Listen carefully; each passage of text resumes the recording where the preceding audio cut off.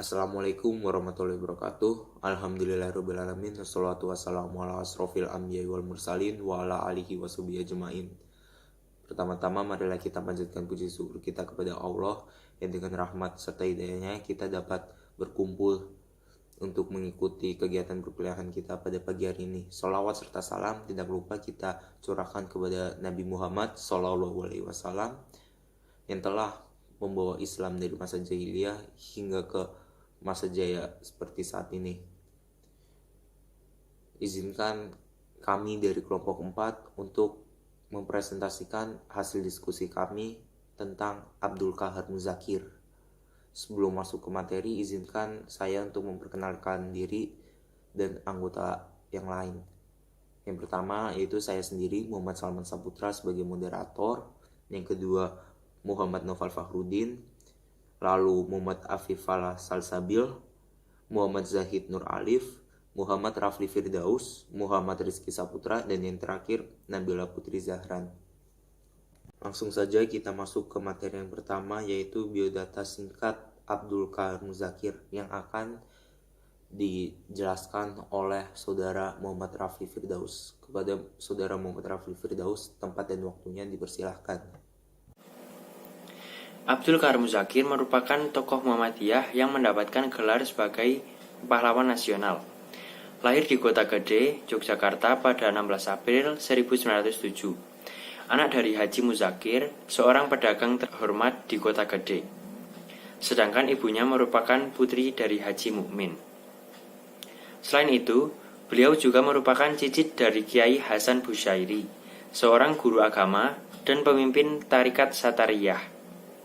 Abdul Qahar Muzakir ikut dalam struktur pengurus besar Muhammadiyah sampai akhir hayatnya 2 Desember 1973. Abdul Qahar Muzakir tidak hanya berkontribusi di dalam negeri, melainkan juga di luar negeri. Beliau pernah terpilih sebagai Ketua Organisasi Perhimpunan Indonesia Raya. Organisasi ini merupakan organisasi pergerakan yang aktif memperkenalkan Indonesia ke kancah dunia, mengkampanyekan kemerdekaan Indonesia, serta mencari dukungan internasional.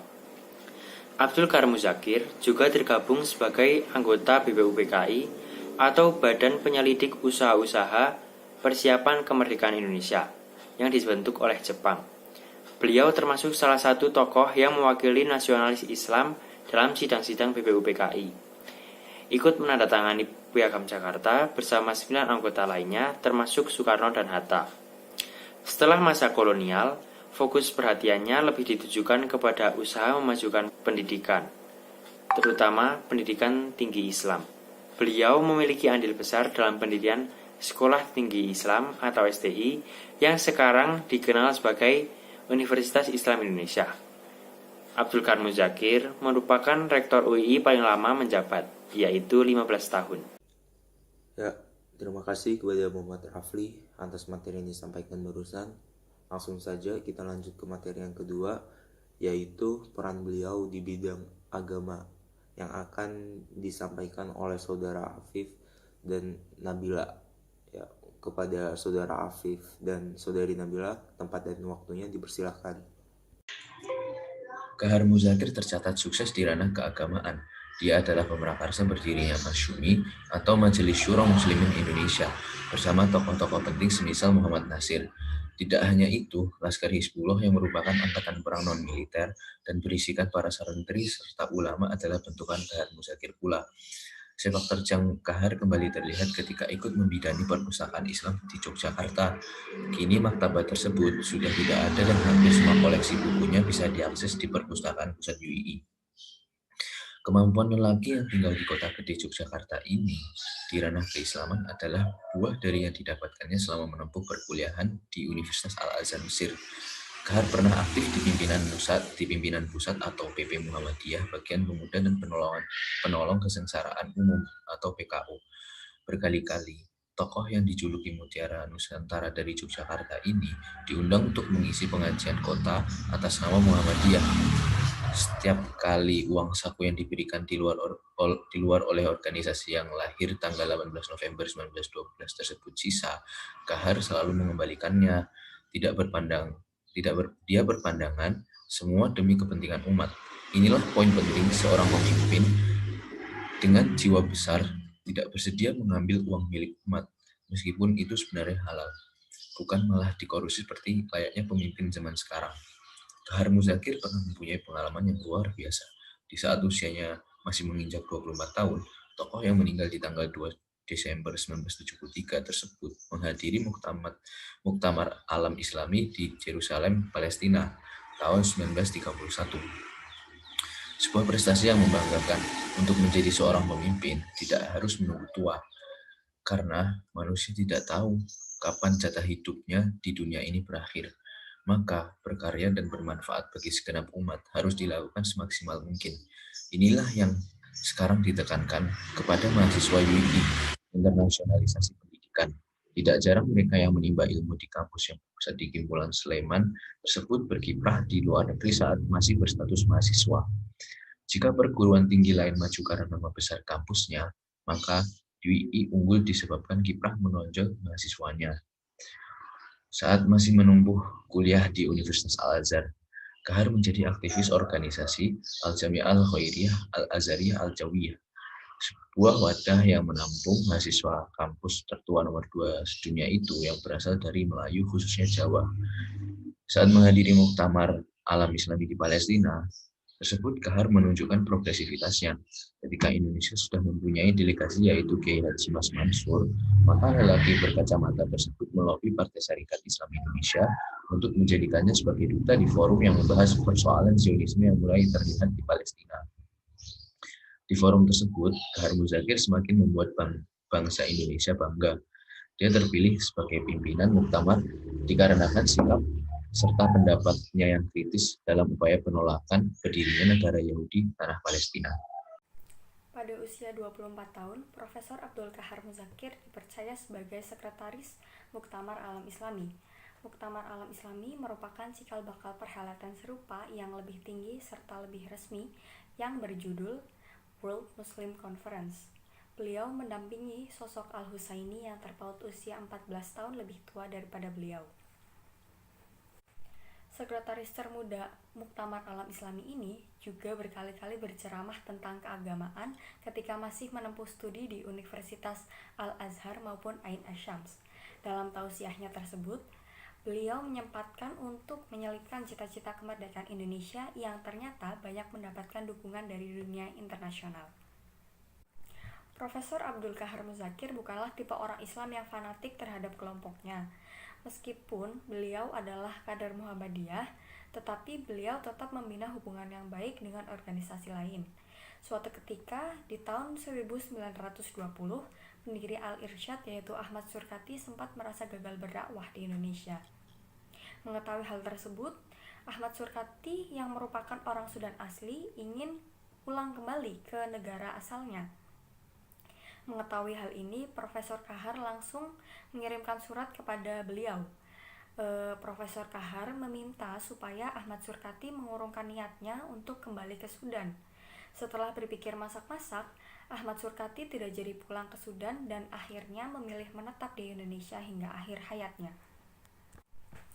Ketokohan Profesor Abdul Kahar Muzakir semakin terlihat ketika beliau mengusulkan penggunaan penanggalan kalender Hijriah sebagai penanggalan nasional. Meskipun tidak direspon dengan baik, itu bukan sebuah halangan bagi Profesor Kahar Muzakir untuk memuluskan ide tersebut. Beliau kemudian mengalihkan ide penggunaan kalender Hijriah ke dalam sistem administrasi UII sebagai upaya memasyarakatkan penanggalan milik umat Islam serta upaya penyatuan takwim. Profesor Kahar juga sering mengisi pengajian dengan tema Tahun Baru Hijriah. Meskipun hal ini merupakan sesuatu yang baru dan belum ada di zaman Rasulullah, namun Tahun Baru Hijriah termasuk dalam ibadah ghairu maddah. Jadi dinilai tidak ada masalah andaikan ada hal yang baru dan bukan bid'ah. Rektor pertama UI ini juga sangat menekankan amar ma'ruf nahi munkar, terutama untuk mencegah kemungkaran seperti tertuang pada Quran Surah Ali Imran ayat 104. Terima kasih kepada saudara Afif dan saudari Nabila. Ya, langsung aja kita lanjut ke materi selanjutnya, yaitu peran beliau di bidang pendidikan yang akan disampaikan oleh saudara Zahid dan Rizky. Ya, kepada Saudara Zaid dan Rizky, tempat dan waktunya dipersilahkan. Ya, selanjutnya kami akan menjelaskan peran Kiai Haji Kahar Muzakir dalam bidang pendidikan. Peran Kiai Haji Kahar Muzakir dalam bidang pendidikan lebih difokuskan kepada kiprahnya dalam membangun Universitas Islam Indonesia atau lebih dikenal dengan nama UII, yang pada dulu lebih dikenal dengan nama Sekolah Tinggi Islam atau STI. Yang banyak berkontribusi dalamnya itu adalah pahlawan-pahlawan dan tokoh-tokoh Islam. Niat pendirian Universitas Islam Indonesia bermula pada saat Muktamar seperempat abad Muhammadiyah atau Kongres Tahunan ke-25 Muhammadiyah yang dilaksanakan pada tahun 1936, tepatnya di Jakarta. Dalam permusyawaratan tertinggi di level Muhammadiyah, tersebut disepakati untuk mendirikan sekolah tinggi Islam, dan dibuka pertama kali adalah Fakultas Dagang dan Industri. Ternyata dalam hal ini Nahdlatul Ulama juga mempunyai keinginan sama untuk membangun lembaga pendidikan. Dengan bekerja sama dengan Muhammadiyah dan seluruh Indonesia, maka Kiai Haji Kahar Muzakir itu ikut serta dalam MIAI atau Majelis Islam ala Indonesia. Keikutsertaan Kiai Haji Kahar Muzakir dalam pendirian Majelis Islam ala Indonesia atau MIAI pada tahun 1939 menjadi jalan pembuka yang sangat luas bagi pendirian Universitas Islam Indonesia, sebelum akhirnya Majelis Islam ala Indonesia diubah namanya menjadi Majelis Syuro Muslimin Indonesia atau MASYUMI, yang di dalamnya itu gabungan dari Muhammadiyah, Nahdlatul Ulama, Persatuan Umat Islam, dan Persatuan Umat Islam Indonesia. Kiai Haji Kahar Muzakir juga sempat menjadi pegawai administratif yang membantu pemerintahan Jepang. Pada tahun 1945, MASYUMI mengadakan kongres besar. Ada 3 keputusan penting yang diambil dalam kongres tersebut. Pertama, pembentukan Hizbullah yang nantinya akan membantu militer Indonesia dalam merebut kemerdekaan. Yang kedua adalah pembentukan perpustakaan Islam yang koleksinya hingga sekarang disimpan di dalam Perpustakaan Pusat Universitas Islam Indonesia. Dan yang ketiga adalah pembentukan Sekolah Tinggi Islam. Keputusan ini ditindaklanjuti dengan diadakannya pertemuan khusus yang melibatkan Nahdlatul Ulama, Muhammadiyah, golongan intelektual, dan perwakilan dari Kementerian Agama dan Nippon. Adapun dari Nahdlatul Ulama, perwakilannya ada Kiai Haji Wahid Hashim dan Kiai Haji Wahab Hizbullah. Dan Muhammadiyah yang didelegasikan oleh Kiai Haji Bagus Hadikusumo dan Kiai Haji Mas Mansur. Golongan ulama intelektual didelegasikan oleh Sukiman Wirjo Sanjojo dan Mr. Muhammad Roim. Sedangkan perwakilan dari Kementerian Agama dan Nippon ada Kiai Haji Kahar Muzakir dan Kiai Haji Muhammad Adnan. Posisi tersebut dinilai lebih moderat karena tidak didominasi oleh kelompok tertentu, hingga akhirnya mereka sepakat bulat melahirkan STI. Selanjutnya dibentuklah panitia perencanaan STI dengan susunan ketua oleh Dr. Andes Muhammad Hatta, wakil ketua Mr. Suwandi, dengan beranggotakan Kiai Haji Mas Mansur, Kiai Haji Wahid Hashim, Kiai Haji Farid Ma'ruf Kahar Muzakir, dan Kiai Haji Fatur Rahman Kafrawi. Lalu dibentuk pula Dewan Kurator STI yang diketuai oleh Dr. Andes Muhammad Hatta dan sekretaris oleh Muhammad Natsir. Sedangkan susunan Senat dipimpin oleh Rektor Muzakir yang beranggotakan Kiai Haji Mas Mansur, Profesor Muhammad Yamin, Mr. Kasman Singodimejo, dan KM Zenjambek. Sedangkan Muhammad Natsir menduduki sebagai sekretaris.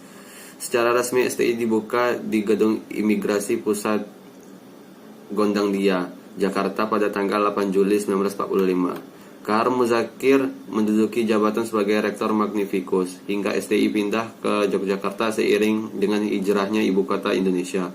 Sejak saat itu STI menempati kota Yogyakarta hingga sekarang yang bernama UII.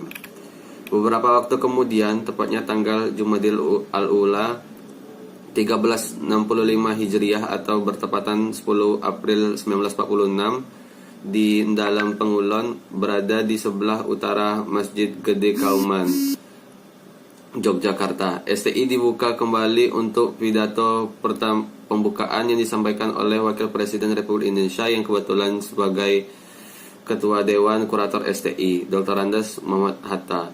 Pengajian dengan tema Ilmu Tauhid diisi oleh KR Hajid, Direktur Muallimin Muhammadiyah Yogyakarta.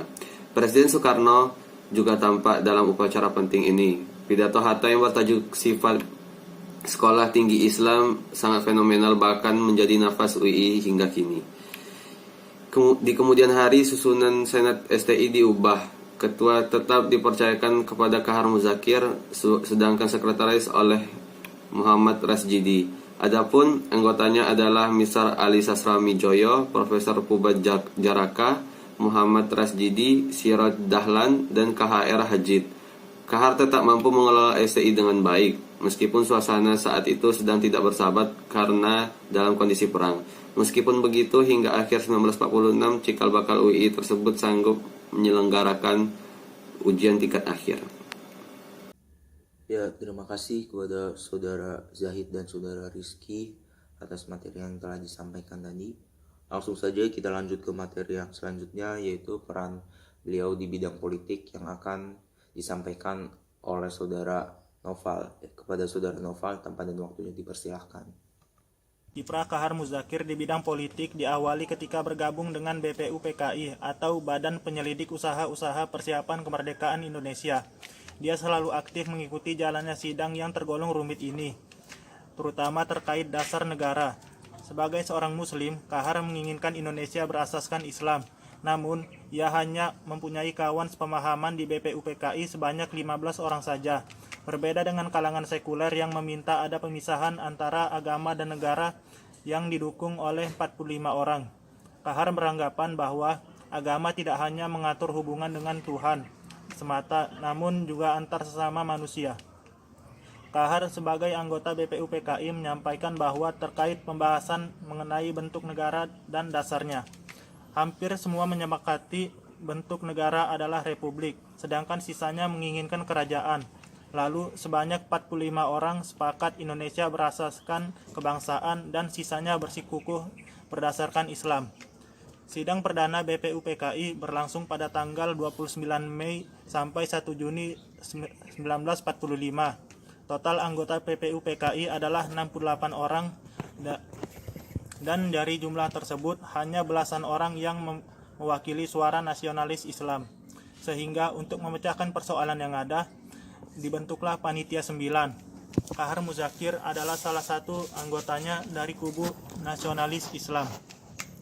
Akhirnya kesepakatan terwujud dalam bentuk Piagam Jakarta. Sayangnya, satu hari setelah proklamasi, kesepakatan ini tergoyahkan karena ada perubahan pada kata ketuhanan dengan menjalankan syariat Islam bagi pemeluk-pemeluknya menjadi ketuhanan yang Maha Esa. Ya, terima kasih kepada Saudara Muhammad Noval atas materi yang disampaikan barusan. Langsung saja kita ke pembahasan yang terakhir, yaitu kesimpulan dan pelajaran yang dapat kita ambil dari Abdul Kahar Muzakir. Yang pertama, beliau adalah orang yang sederhana, bukan orang yang gila jabatan dan tulus mengabdi untuk negara serta agama. Yang kedua, dia adalah orang yang cinta agama dan rela berjuang demi kemerdekaan bangsa Indonesia. Lalu, beliau adalah orang yang berakidah. Keteguhan akidah yang ia miliki itu menggambarkan bahwa ia adalah orang yang berpendirian teguh serta pantang menyerah. Lalu, dia juga rajin mengamalkan amar ma'ruf nahi mungkar, dan yang terakhir, ia adalah orang yang peduli terhadap pendidikan. Ya, mungkin itu saja yang dapat kelompok kami sampaikan. Bila ada salah, kami mohon maaf. Wassalamualaikum warahmatullahi wabarakatuh.